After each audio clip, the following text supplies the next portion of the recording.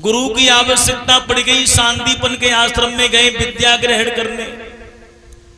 सुदामा ब्राह्मण मिल गया, मित्रता हो गई। एक दिन मैया के आश्रम में लकड़ी समाप्त हो गई, गुरु माता के आश्रम में। सुदामा को बुलाया, गुरु माता ने एक चना की पोटली दी।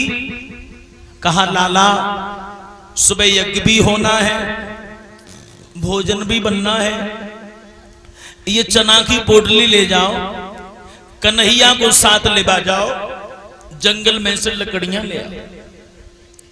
चना की पोटली सुदामा ने छुपा ली, कन्हैया को साथ लेके जंगल में पहुंचे।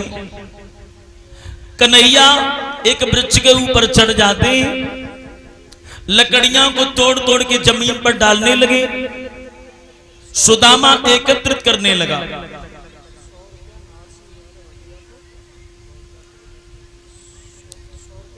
ये 100 रुपए नाहर सिंह यादव जो अलियापुर से हैं और 100 रुपए सुरेंद्र सिंह इसी ग्राम हकीकतपुर से हैं।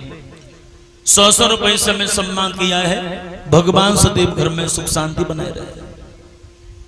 भगवान कन्हैया वृक्ष पर चढ़े थे, लेकिन माह का महीना, आकाश में बादल घिरे आए,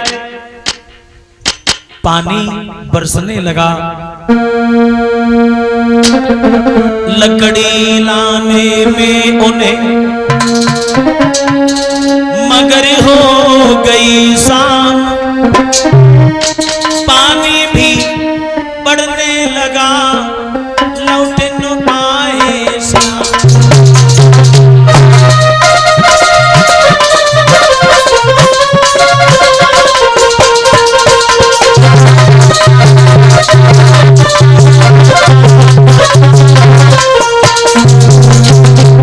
भगवान कन्हैया वृक्ष से उतर नहीं पाए। वो घोर रात्र माह को महीना, पानी पर पानी बरसने लगा।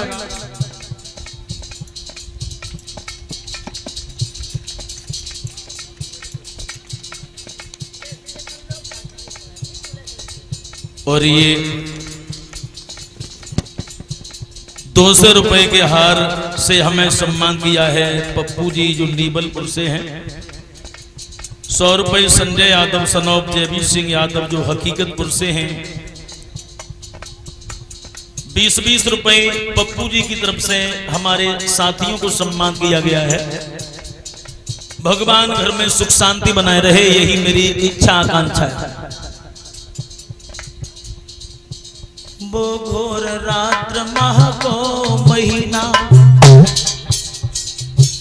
पानी पर पानी आता है। त्रिभुवनपति गुरु की सेवा में वृक्ष तले सिकुड़ाता है।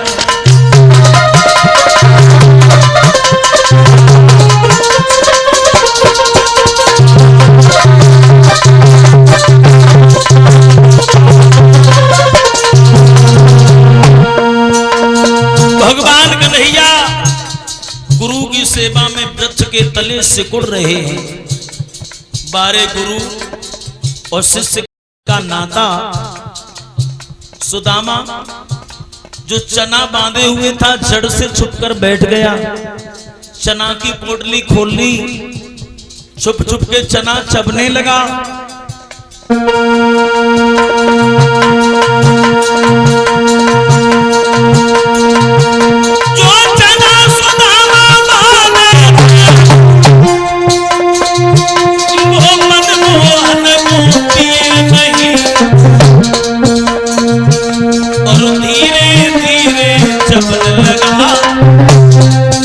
कछु प्रकट भेद पीए।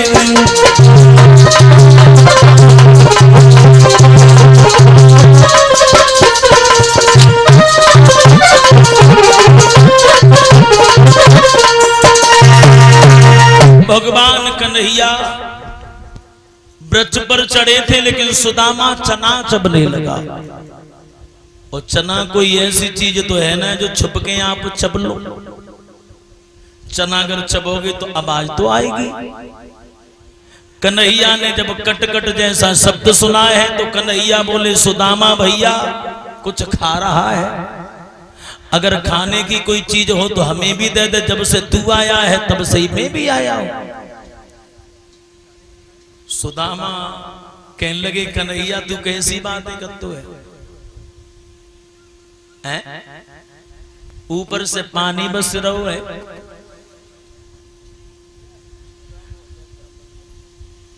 ये श्रीमान रामू यादव की जो धर्मपत्नी है उनकी तरफ से 101 रुपए से हमें सम्मान दिया गया है।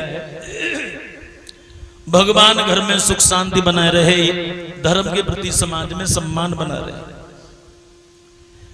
सुदामा में कटकट जैसा शब्द सुनाई दे रहा है। भगवान क्या नहीं जानते थे, तन की जाने मन की जाने, जाने चित्त की चोरी। तो गुरु सांदीपन कहने लगे कृष्ण मेरा बेटा समुद्र में स्नान करने गया था, स्नान करते करते समुद्र में डूब गया, अगर दे सकते हो तो मेरा बेटा वापस कर दीजिए। भगवान कन्हैया समुद्र में गए और समुद्र से कहा है हमारे गुरुदेव का बेटा हमें वापस कर दो।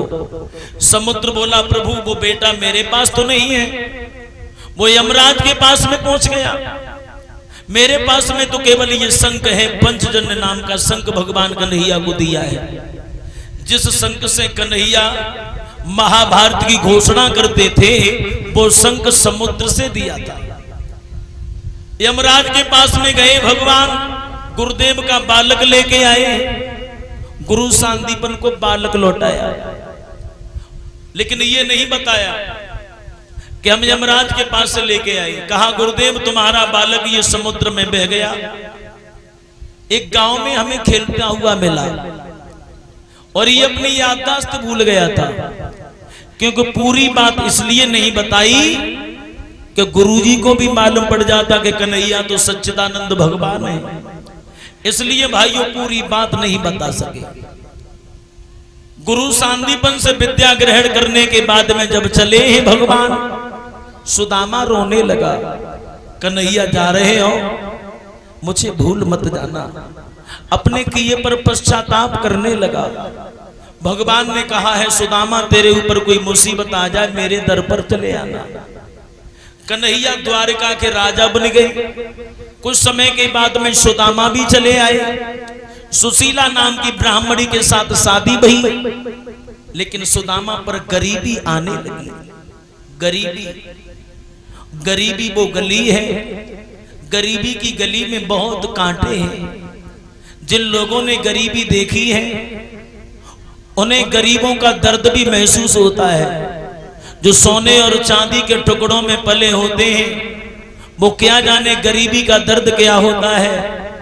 सुशीला को 3-3 दिन हो जाते हैं, चूल्हा नहीं जलता, एक एक दाने के लिए, एक एक रोटी के लिए मोहताज होने लगी सुदामा।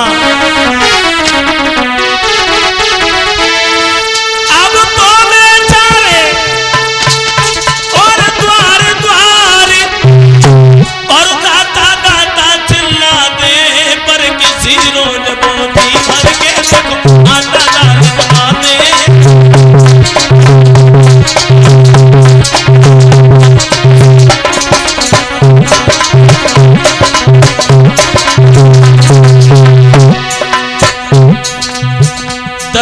दरवाजे पर पहुंचते हैं, जिस द्वार की आस लगाते हैं वही द्वार बंद मिलता है। जिस डाली को पकड़ते हैं वो डाली टूट जाती है। बारे समय जो मठा मिले तो नमक नहीं, जो मठा मिले तो नमक नहीं, और नमक मिले तो कोई घर मांगे 10 घर मांगे, मुट्ठी भर आना मिला नहीं।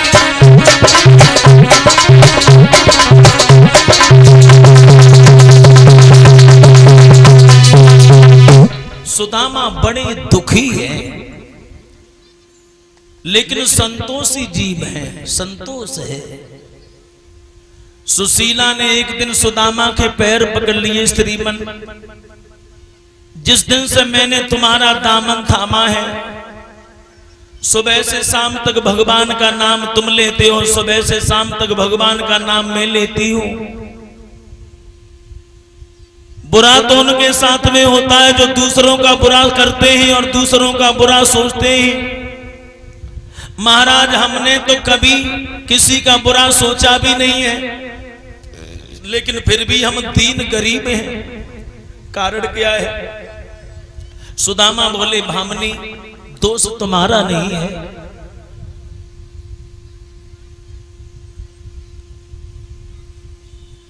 एक भूल हमसे बन गई, एक भूल हमसे बन गई। आज हमें वो दिन याद आ रहे हैं जब हम गुरु सांदीपन के आश्रम में विद्या ग्रहण करते थे। कन्हैया हमारे बचपन के मित्र थे। एक दिन भामनी गुरु माता ने हम दोनों को वन में भेज दिया।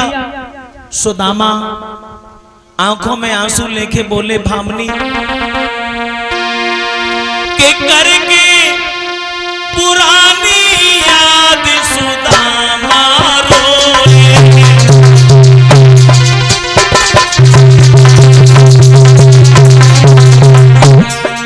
भामनी आज हमें वो पुरानी याद आ रही है। एक दिन लकड़ी लेन गए, गुरु मैया ने चना दिए। भामनी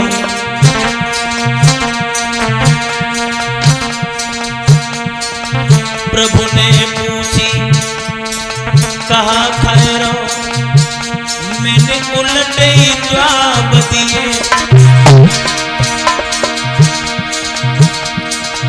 मोसे निठुर नीचने प्यारी, हरे अकेले ही चाप लिए।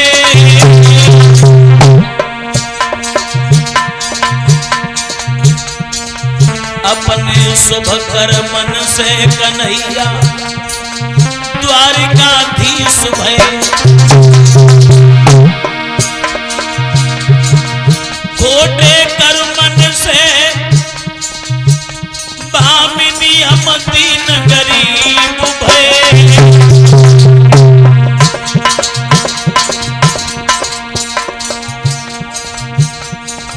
भामिनी इनका फोटो खींच लियो गौरव।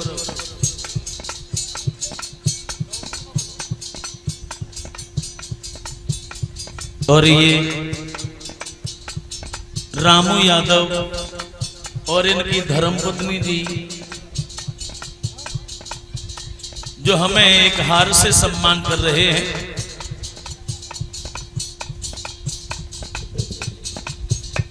और हमारे साथियों को भी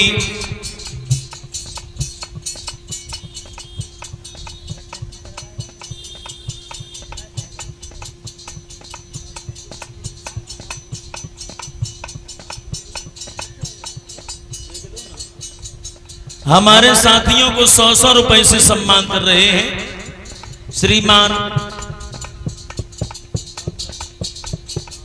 रामू यादव, इन्हीं के माध्यम से जो हमारा आना हुआ है यहाँ पर, भगवान से प्रार्थना करते हैं भगवान सदैव घर में सुख शांति बनी रहे। और ये 2-3 वर्ष के बाद में इसी तरह से भगवान की कथाएं करवाते रहे, अपने दरवाजे पर मेला लगवाते रहे। नरेश शास्त्री ना है तो और कोई बढ़िया विद्वान आते रहे, यही मेरी इच्छा आकांक्षा है। बोल गोविंद भगवान की।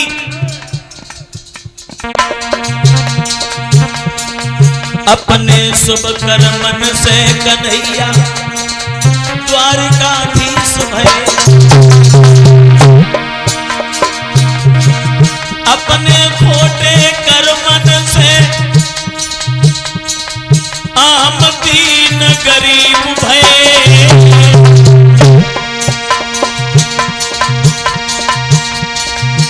मेरी नारी बिगड़ गए बने बनाए, अरे जाई कारण से गिरधारी हुई गए नारा।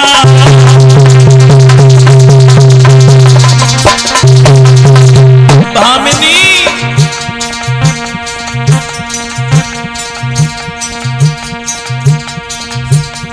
दुल्हनिया कैसे जीवन कटे रूठ गए हमसे गिरधारी। भामिनी कैसी जिंदगी कटे रूठ गए हमसे गिरधारी।